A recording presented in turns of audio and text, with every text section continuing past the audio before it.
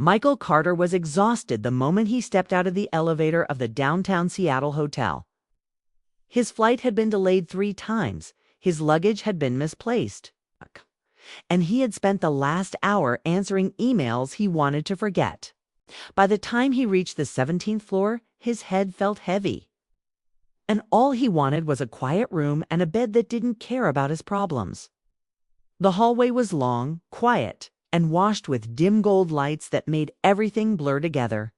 He moved quickly, dragging his suitcase behind him, counting door numbers without really seeing them. When he found the one he believed was his 1714, he didn't even pause. He slid the key card, heard the soft click, and pushed the door open. He stepped inside, expecting darkness and silence. Instead, he walked into a room filled with warm light and soft music playing from a phone speaker. For a split second, he thought the hotel had upgraded him to a nicer room. But then he heard a quick, surprised gasp, the kind that made his heart jump in his chest. Standing in the center of the room was a woman he had never seen in his life. She had auburn hair pulled into a loose tie, like she had given up trying. To fix it, her cream-colored sweater hung gently over her shoulders. And she held a book in her hand as if she had been reading just moments before. Her eyes, soft but tired, locked with his, and neither of them spoke for a second. The world felt like it paused. Then she took a small step back. Who are you?" Michael's face went pale. This wait. Isn't this room 1714? She shook her head, almost sighing. No, you're 1 floor too high. The realization hit him hard. His tired brain had completely misread the floor. "I'm so sorry," he said instantly. "I didn't mean to walk in. I must have." "It's fine," she said, though her voice carried something deeper than surprise. Something shaky. Something sad. She placed her book down on the dresser, and as she moved, Michael saw little details he hadn't noticed at first. Tissues on the table, a dinner tray untouched, a suitcase still fully zipped. There was a heaviness in the air, the kind that came from someone trying to act okay while breaking quietly inside. Michael stepped backward with an awkward smile.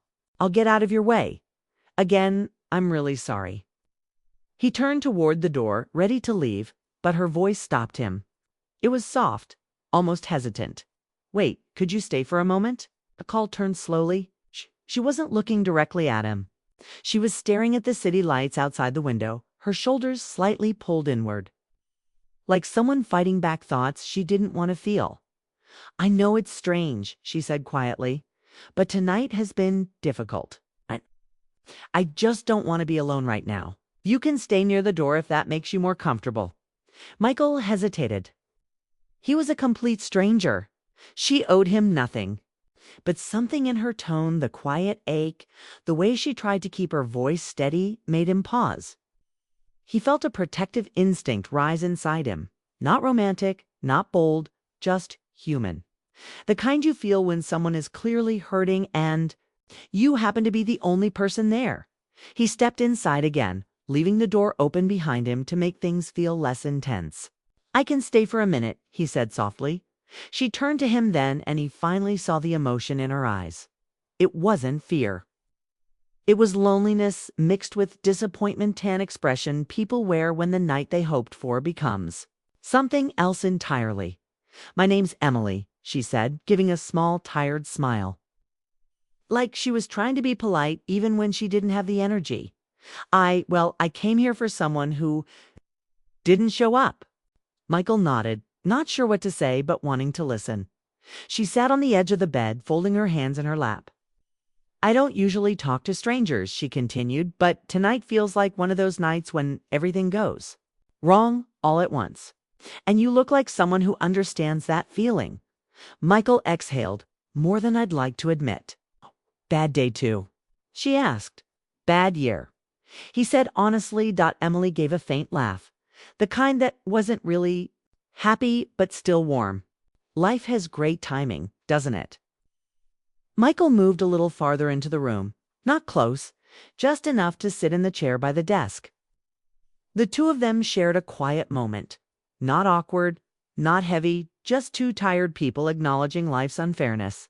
It felt strangely natural. Even though he had met her by mistake only minutes ago, Emily looked at him again, a bit more openly this time. "It's funny," she said. "I spent the last few hours thinking I should pack up and leave the city. But now, I'm glad someone walked in even if it was the wrong door." Michael felt something shift inside him, a pull he didn't understand yet. She had a softness that wasn't weakness, but tenderness, someone who had been bruised by life, still hopeful enough to want company instead of silence. "I'm really sorry for interrupting your night," said. "You didn't interrupt," she replied. "You arrived at the exact moment I needed someone to distract me from my thoughts." Her honesty surprised him. It wasn't dramatic. It wasn't romantic. It was simply true. He stayed for a few more minutes, letting her talk freely about her long day, about how she had been excited for a reunion that never happened, about how sitting alone in a hotel room felt heavier than she expected. Michael didn't ask for details, and she didn't offer them. They both seemed to understand that sometimes the heart doesn't need explanations, just presence. Eventually, Michael stood. "I should find my actual room," he said with a small smile. Emily nodded, the sadness still there, but softened. "Thank you for staying, even just for a little while." "I'm glad I could," he said. As he stepped into the hallway, she called after him gently, almost whispering, "I hope tomorrow is kinder to you." Michael paused, giving her one last look. "I hope tomorrow is kinder to you too."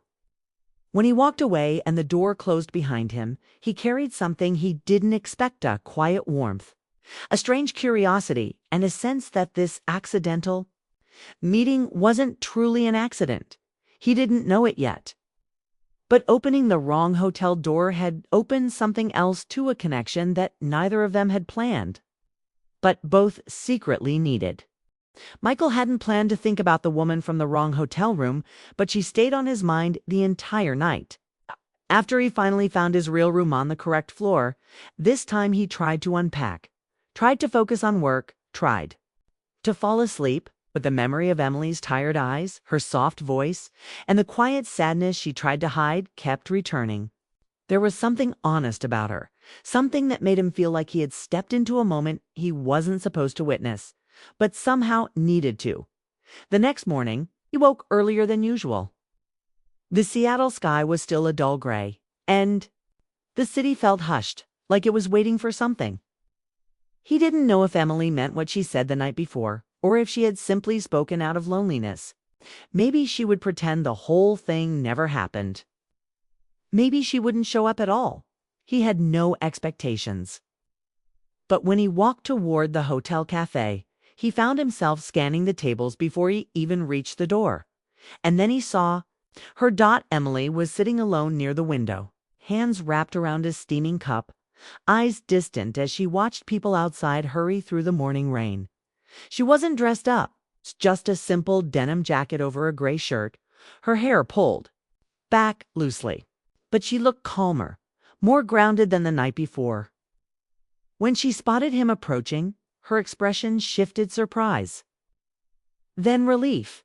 "You came," she said, as if she truly wasn't sure he would. "I said I would," Michael replied.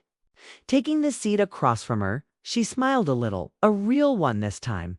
Not wide, not loud, just honest. They didn't rush into heavy subjects at first. They talked about breakfast, about how strong the hotel coffee was, about the weather. But eventually, Emily placed her cup down and let out a careful breath. "I should explain," she said. Michael didn't interrupt. He simply nodded. "I came to Seattle because someone from my past reached out," she said slowly. "Someone I cared about once. We hadn't spoken in years. He said he wanted to talk, to clear the air, to fix something. I don't know. Part of me believed him. Part of me wanted to—" She paused, looking at her hands. But he canceled. At the last minute, a text. Not even a call. Michael felt a quiet ache for her. He knew that panther sting of someone choosing not to show up for you. "I'm sorry," he said softly. "It's okay," she answered. "Last night I felt foolish. I kept thinking, how could I travel all this way for someone who didn't even have the courage to face me? And then you walked into my room by mistake, and for some reason, it made me feel less alone." Michael leaned back, trying to understand the strange comfort they shared. It wasn't romance, wasn't friendship, not yet. It was simply connection. The kind that appears without warning and feels strangely familiar. "People can disappoint us in ways we don't expect," Michael said. His voice was calm, but his heart remembered every moment from his own past year. The silence, the distance, the slow fading of a marriage that had once felt secure. "Sometimes it isn't your fault. Sometimes it just happens." Emily looked up at him like she understood more than he realized. "You sound like someone who's been through something too." He didn't go into detail. He only nodded. "Yeah, I have." She studied him for a moment, not judging, not pitying, just seeing him. "Does it still hurt?" she asked gently. "Some days more than others."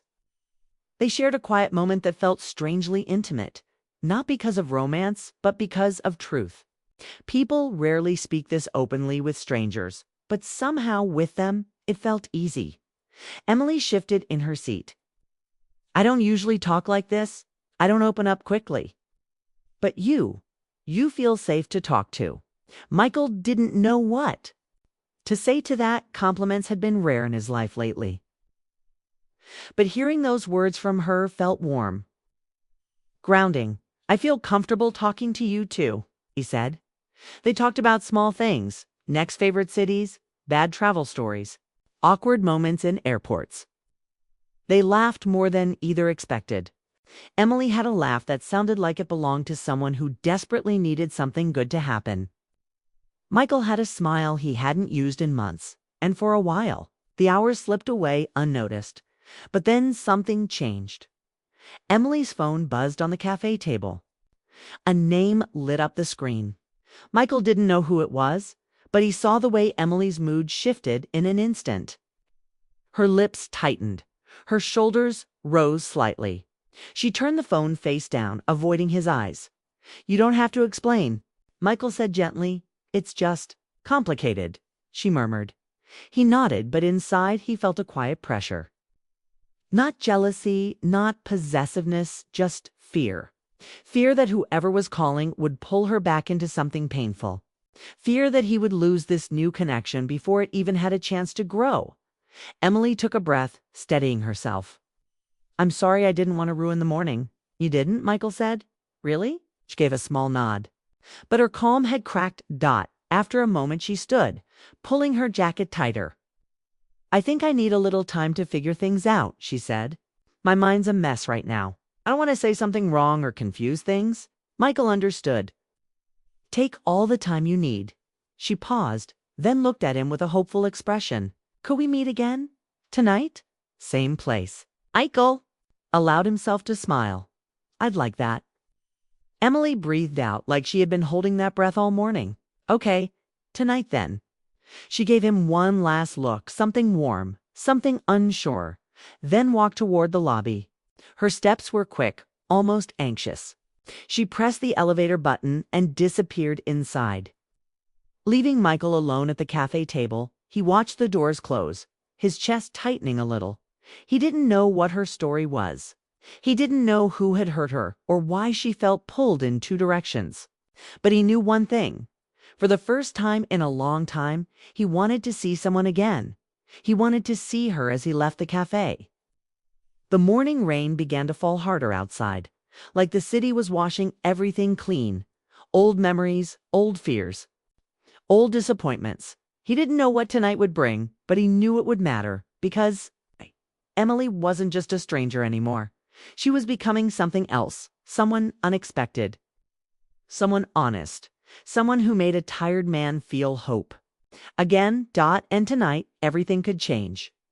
Michael returned to the hotel cafe that evening with a strange mix of nerves and hope.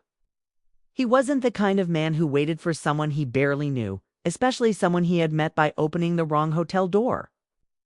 But Emily wasn't just someone anymore. She had left a quiet mark on him, soft, unexpected, but impossible to ignore. The cafe was warm and bright, a contrast to the steady drizzle tapping against the windows. The smell of fresh coffee filled the room, and soft music played in the background. Michael sat at a corner table where he could see the entrance. His hands were still, but inside he felt restless. Not in a bad way, just in a way that meant he cared. Emily arrived a few minutes later, brushing raindrops from her jacket. She looked slightly out of breath, like she had walked fast or argued with herself before coming. But when she saw him, her shoulders relaxed a little. "Sorry I'm late," she said as she slipped into the seat across from him. "I didn't want to leave you waiting." "You're right on time," he replied, meaning it. They exchanged a small smile, the kind that felt natural now. A waiter passed by, and Emily ordered a hot tea while Michael ordered another coffee. The moment the waiter walked away, the air between them shifted. It wasn't heavy or uncomfortable, just full of unspoken meaning. So Emily said gently, tapping her fingers on the table, "How was your day?" "Quiet," Michael replied. "Mostly work." "But I kept wondering how you were doing." Emily paused, her eyes softening with honesty. "I had a lot on my mind, more than I wanted." Michael didn't push. He had learned long ago that people open up when they're ready, not when others ask them to. And Emily seemed to appreciate that. She took a slow breath. "I met with someone this afternoon, someone I used to care about, or thought I did."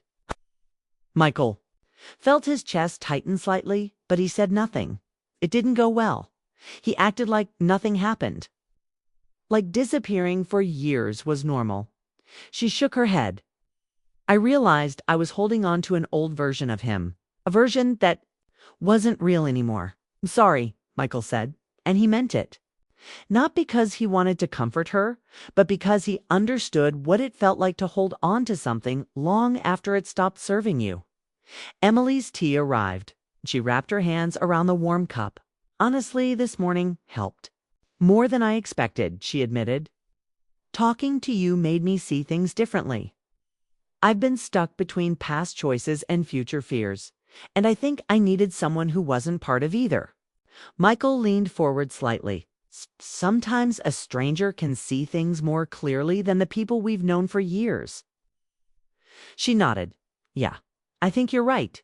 For a while, they talked about lighter things, favorite foods, places they wanted to travel, embarrassing moments from work. Their conversations flowed easily, as if they had known each other for longer than a day. Emily laughed more this time, a real laugh, bright and warm. Michael found himself smiling without trying. But underneath the comfort, something deeper was happening, something subtle but powerful. Emily shifted the conversation suddenly. "Can I tell you something strange?" "Of course," Michael said. "When you opened the wrong door last night," she began, "I felt embarrassed, confused. But I also felt something else, like life was giving me a pause, a moment to breathe. I had spent hours feeling abandoned and foolish, and then you showed up and everything felt less heavy." Michael was quiet, absorbing her words. "I don't know why you made me feel safe," she continued, her voice low. "But you did." Michael didn't look away. "I don't know why you made me feel hopeful again, but you did."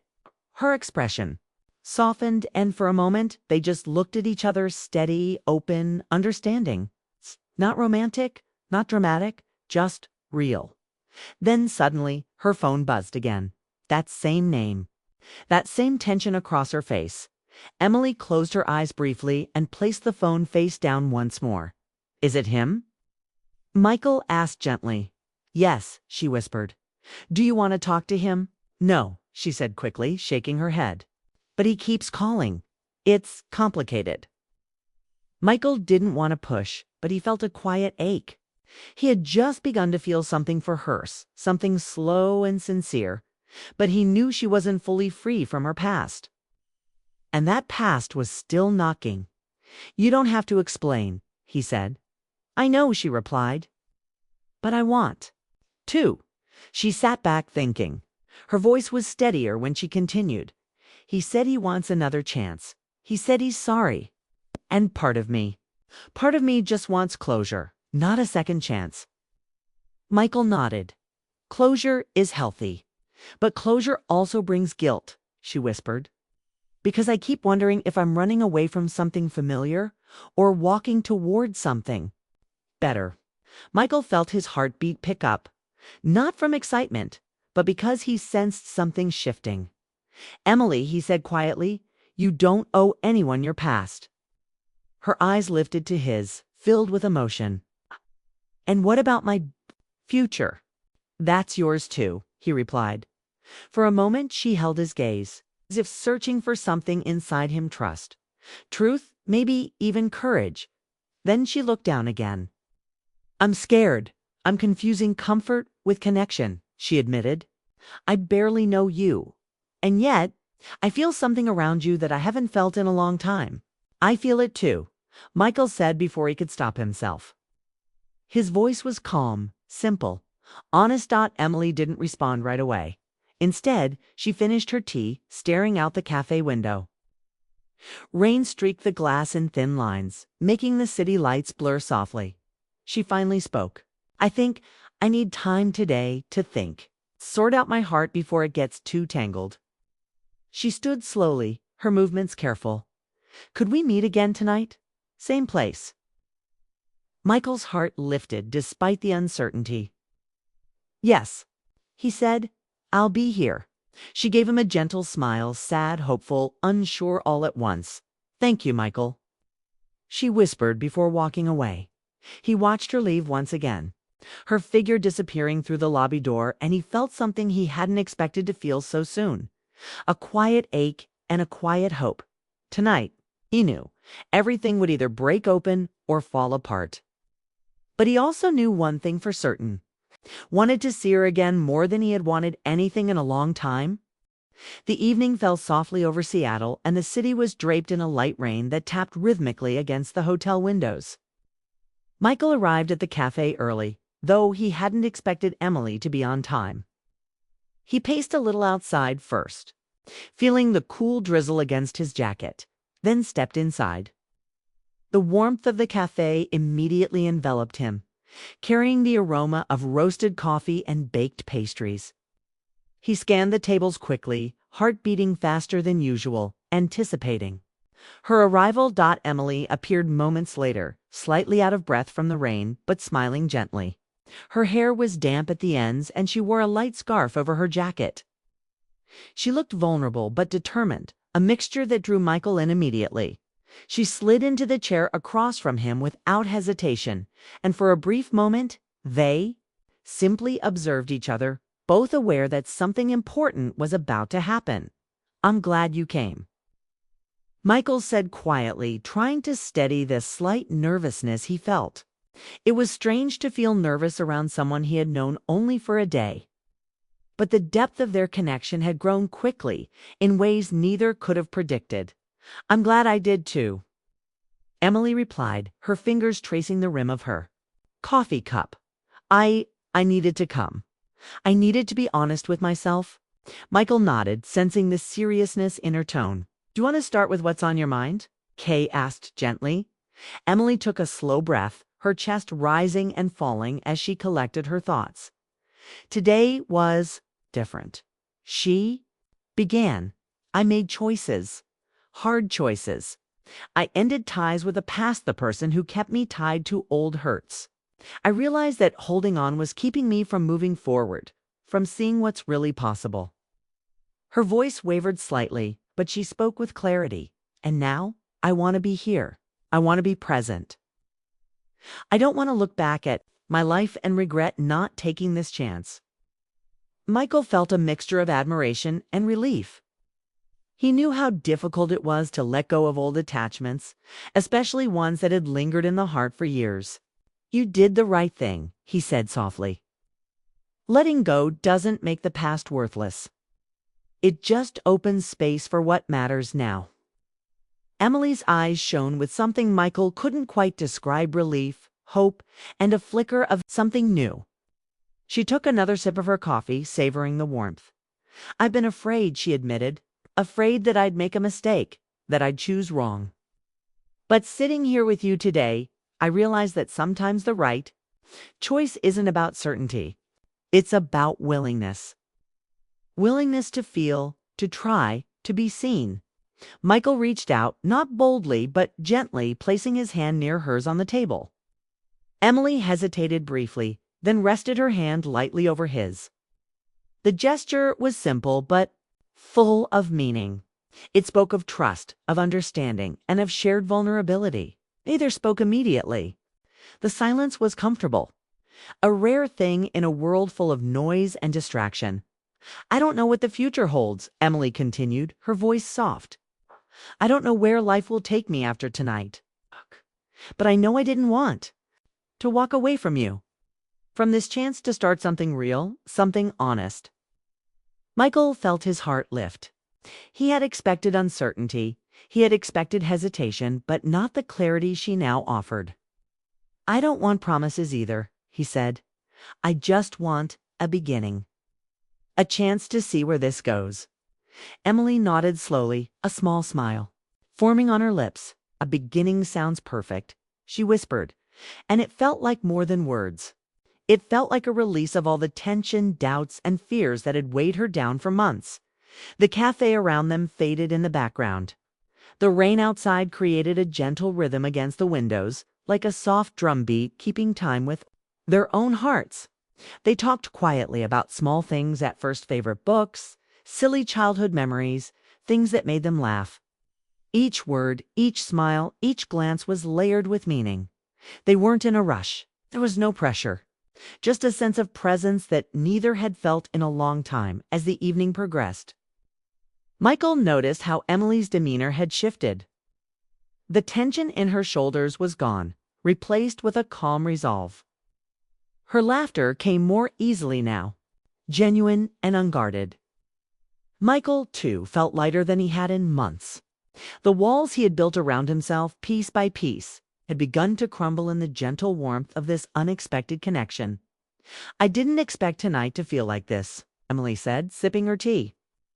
I thought I'd be nervous, anxious, maybe even regret coming, but this feels right, somehow. Does. Michael agreed. It feels real. And sometimes that's enough. Emily looked at him, eyes shining in the soft light of the cafe. I don't want to rush anything. I don't want to force a story before we know it's meant to be. But I want to explore this. Whatever it is between us, kana sleege, openly.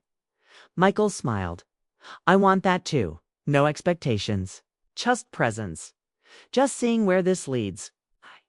Sat together in companionable silence for a few moments, the world around them fading.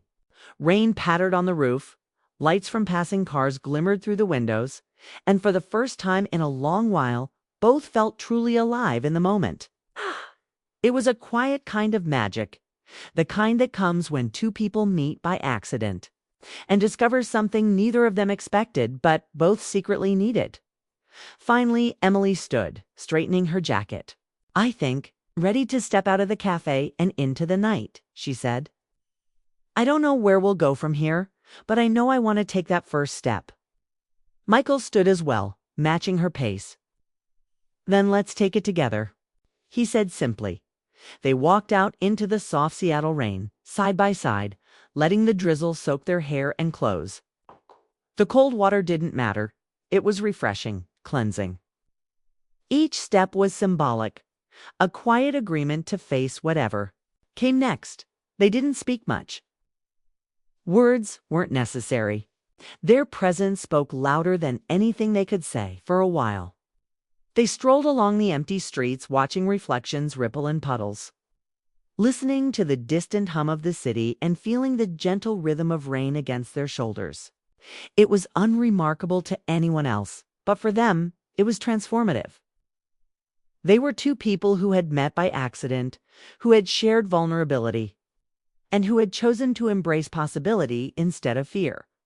Finally, Michael stopped, glancing at Emily. Tonight doesn't solve everything, he said. It doesn't erase the past or fix every heartbreak. But it does give us a chance. And sometimes a chance is enough. Emily smiled, her hand brushing lightly against his. Chance is more than enough, she said. It's everything we need right now. They continued walking together, silent yet connected, letting the rain guide them. Letting the city become a backdrop for the first page of something neither had expected but both were willing to explore. Their footsteps matched, hearts in sync, and the night stretched ahead of them with infinite possibilities. It had begun with a simple mistake, Michael, opening the wrong hotel door. But that mistake had changed everything. It had brought two strangers together at exactly the right moment. It had allowed them to share fears, hopes, and truths that might otherwise have remained hidden. And it had given them something rare, a chance at something real. As they disappeared into the quiet, rain-soaked streets. There was no grand declaration, no dramatic gesture.